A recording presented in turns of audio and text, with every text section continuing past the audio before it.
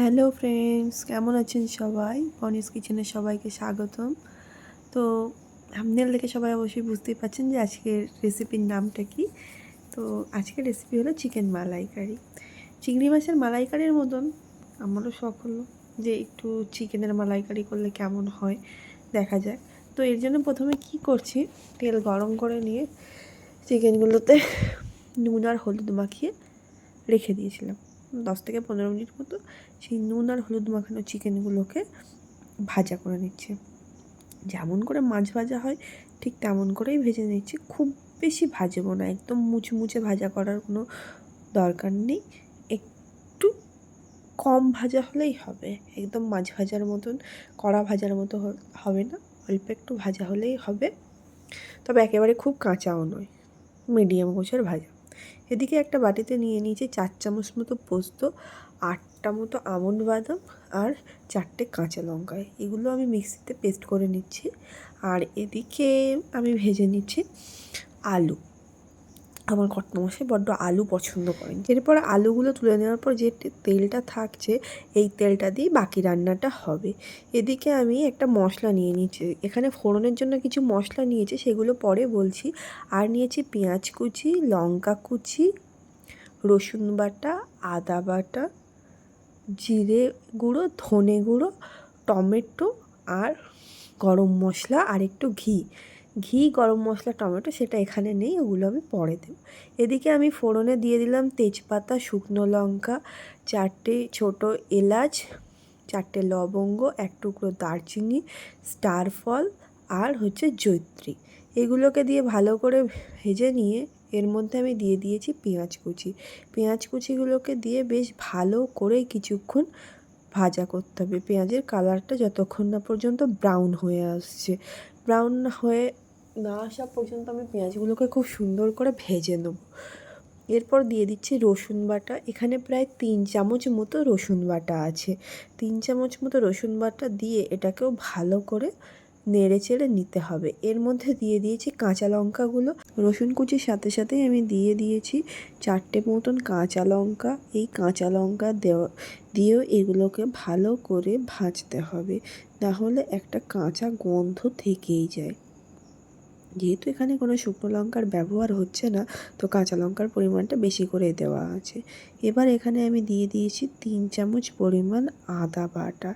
এই আদা বাটাটা দিয়ে এটাকেও ভালো করে ভাজতে হবে, নাহলে আদারও একটা গন্ধ থেকেই যায়। আদাটা দিয়ে ভালোভাবে ভাজা হয়ে গেলে দিয়ে দিচ্ছি আমি টমেটোটাকে দিয়েও আমি বেশ কিছুক্ষণ ধরে ভালোভাবে কষিয়ে নেব। কষাতে কষাতে দেখাই যাচ্ছে যে এগুলো থেকে আপনা আপনি তেল ছেড়ে দিচ্ছে। তেল ছেড়ে দিচ্ছে মানে এগুলো প্রায় হয়েই এসেছে। এবার এই অবস্থাতে আমি দিয়ে দিচ্ছি সে আগে থেকে রেখে দেওয়া প্রায় 2 চামচ ধনে গুঁড়ো আর 2 চামচ জিরে গুঁড়ো। 2 চামচ ধনে গুঁড়ো আর জিরে গুঁড়ো দেওয়ার পর এগুলোকেও ভালো করে মিক্সড করে নিতে হবে, না হলে এগুলো ভালোভাবে ভাজা না হলে টেস্টটা খুব একটা ভালো হবে না। এগুলোকে দিয়ে বেশ প্রায় 3 থেকে 4 মিনিট মতন আমি এগুলোকে খুব সুন্দর করে ভেজে নিই। ভাজতে ভাজতে একটা টাইম পর দেখা যাবে এই মশলাগুলো থেকে তেল ছেড়ে দিয়েছে। এই যে দেখুন দেখা যাচ্ছে, তেল ছেড়ে দিলেই বুঝে নিতে হবে যে মশলাটা এবার রেডি হয়ে গেছে। এবার আমি দিয়ে দিচ্ছি আগে থেকে ভেজে রাখা চিকেনগুলোকে দিয়ে আমি খুব ভালো করে এই মশলাগুলোর সাথে মিশিয়ে নিচ্ছি। এই অবস্থায় আমি গ্যাসের ফ্লেমটা লোতেই রেখেছি। গ্যাসের ফ্লেমটা লোতেই রাখতে হবে, কারণ যেহেতু আগে থেকে আমার চিকেনগুলো ভাজা আছে। এবার এগুলোকে আমি ভালো করে মিশিয়ে নিয়ে এবার এটাকে আমি ঢেকে দিয়েছি। বেশ 5 মিনিটের জন্য ঢেকে রেখেছিলাম। 5 মিনিট ঢেকে রাখার পর দেখা যাচ্ছে চিকেন থেকেও তেল ছেড়ে দিয়েছে। চিকেন থেকে তেল ছাড়ছে মানে এবার চিকেনটা কষানোটা হয়ে গেছে। এই অবস্থায় আমি পাশেই একটা ওভেনের একটা বড় বাটিতে দিয়ে দিয়েছি কিছুটা পরিমাণ জল, যেই জলটাই আমি পরে চিকেনের মধ্যে দেব। তো এখানে চিকেনের জলটা গরম হচ্ছে আর এদিকেও চিকেনটা প্রায় হয়েই এসছে।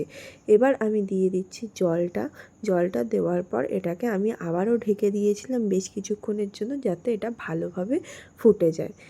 আর এদিকে আমি ওই গরম জল একটু তুলে রেখেছিলাম কাপে, এই কাপের মধ্যেই আমি দিয়ে দিচ্ছি প্রায় 2 চামচ মতো আমুল স্প্রে।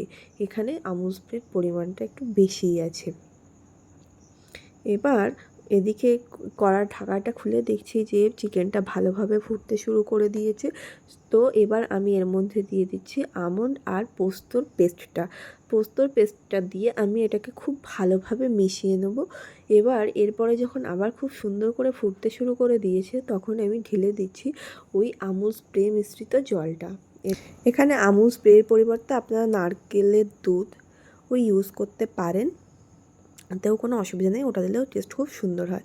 এই দেখুন চিকেনটা এবার ফুটতে শুরু করে দিয়েছে। এবার আমি এর উপর থেকে দিয়ে দিয়েছি 2 চামচ মতো গরম মশলা গুঁড়ো আর অল্প একটু ঘিটা দেওয়ার পর এটা দেখতে ঠিক এরকমই লাগছিল, খুব সুন্দর একটা স্মেল বার হচ্ছিল। দেখে তো এত সুন্দরই লাগছে, খেতেও খুব সুন্দর হয়েছিল। আপনারাও চাইলে বাড়িতে ট্রাই করতে পারেন। তো আজ ছিল এই পর্যন্তই। এর পরদিন দেখা হবে অন্য কোনো ভিডিওতে, অন্য কোনো রেসিপি নিয়ে। আমার এই রেসিপিটা ভালো লাগলে অবশ্যই একটা লাইক করবেন, কমেন্ট করবেন, সাবস্ক্রাইব করবেন। Thank you for watching.